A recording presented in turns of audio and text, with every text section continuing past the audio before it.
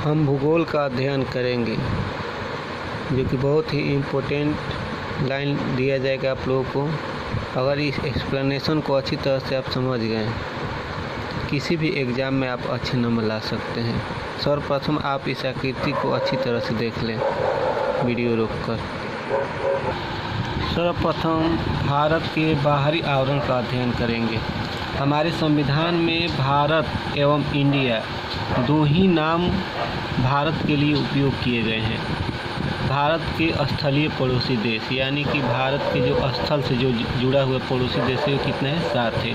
पहला पाकिस्तान है, आकृति देखते रहिएगा आप लोग खुद। पाकिस्तान जो भारत के उत्तर पश्चिम दिशा में स्थित है। अफगानिस्तान दूसरा है, जो पश्चिम में स्थित है। चीन उत्तर दिशा में स्थित है। चीन के अधिकारी क्षेत्र में नीचे वाले भाग को तिब्बत के रूप में जाना जाता है, जो कि यह भी चीन का ही हिस्सा है। देखिए यहाँ पर है, ये चीन का अधिकारी क्षेत्र है, तिब्बत। चौथा है नेपाल, बिहार के उत्तर में नेपाल है। भूटान पांचवा है। हाल ही में टोटला विवाद संबंधी मुद्दा भूटान से उठा था, जब भारत डोकलाम का पक्ष ले रहा था और चीन डोकलाम पर नियंत्रण स्थापित करना चाहता था। स्थलीय क्षेत्र 6वां है भारत के साथ जो लगा हुआ है, वो है म्यांमार। म्यांमार को पहले बर्मा के नाम से भी जाना जाता था। बांग्लादेश, यह कभी भारत का ही अंग हुआ करता था। उसके बाद पाकिस्तान का अपना अंग और पूर्वी पाकिस्तान के रूप में जाना जाता था। वर्तमान में यह बांग्लादेश के नाम से जाना जाता है, जो 1971 में स्थापित हुआ। जल से जुड़े हुए पड़ोसी देश, मतलब भारत के साथ जल से जो जुड़े हुए पड़ोसी देश है, वो 2 है। एक है श्रीलंका, एक है मालदीव। हिंद महासागर में द्वीप की स्थिति में स्थित है, जिसे मालदीव कहते हैं। मतलब हिंद महासागर में द्वीप की स्थिति में स्थित है मालदीव, इसीलिए इसे क्या कहते हैं? मालदीव कहते हैं। 7 स्थल से जुड़े हुए पड़ोसी देश हम बता ही दिए थे कौन कौन था। तो एक पाकिस्तान था, अफगानिस्तान था, चीन था, नेपाल था, भूटान था, म्यांमार था, बांग्लादेश। जलीय पड़ोसी देश कौन थे? श्रीलंका था और मालदीव था। बांग्लादेश, म्यांमार तथा पाकिस्तान 3 ऐसे पड़ोसी देश हैं जो स्थल और जल दोनों माध्यम से भारत से जुड़े हैं। स्थलीय सीमा ऊपर की ओर, मतलब पाकिस्तान से लेकर बांग्लादेश की लंबाई 15,200 किलोमीटर है। मतलब स्थलीय ऊपर को पाकिस्तान से लेकर बांग्लादेश, यानी कि यहाँ पर रहेंगे।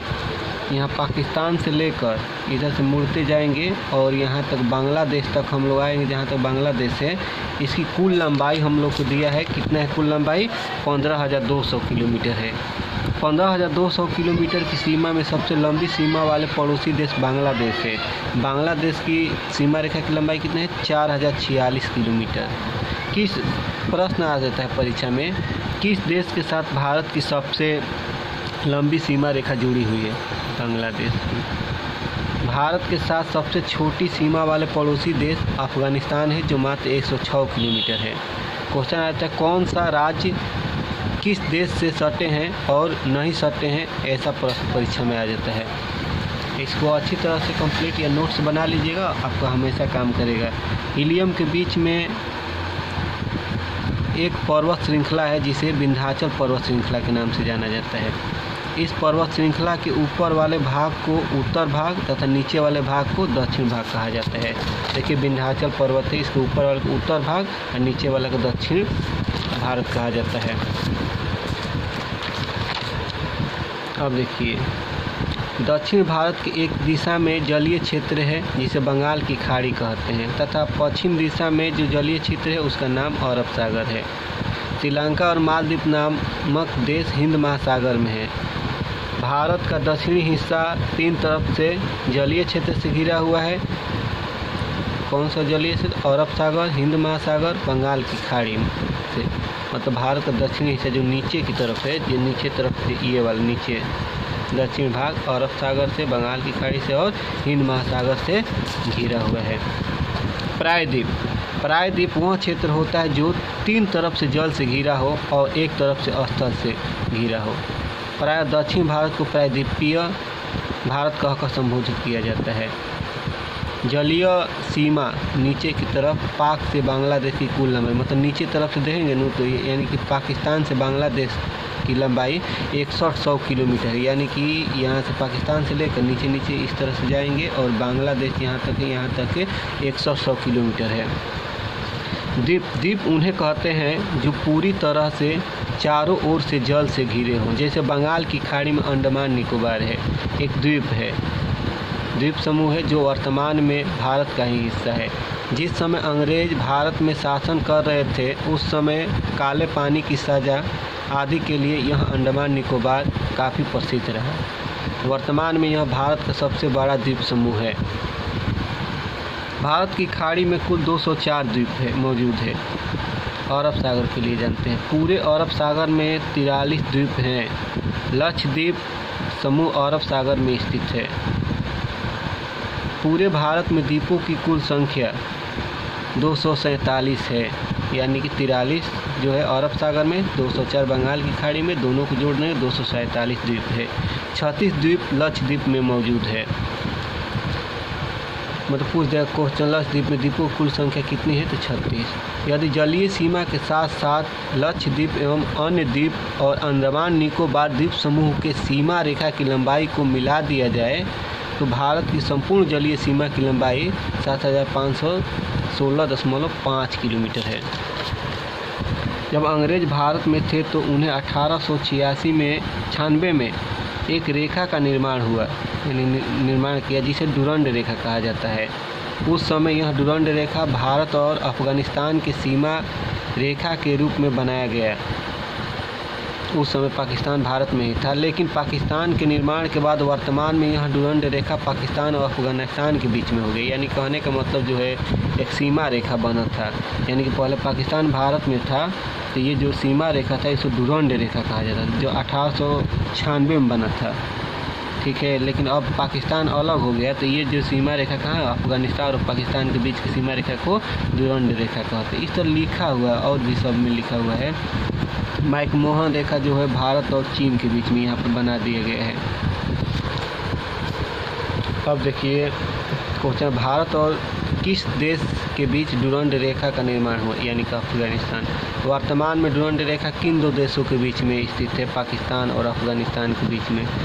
अब देखिए 1947 की एक घटना है, जब भारत स्वतंत्र होने वाला था तो सर रेडक्लिफ के नेतृत्व में भारत और पाकिस्तान की सीमा रेखा तय करने का निश्चित किया गया और इस दौरान सर रेडक्लिफ ने भारत और पाकिस्तान की सीमा रेखा का निर्धारण किया।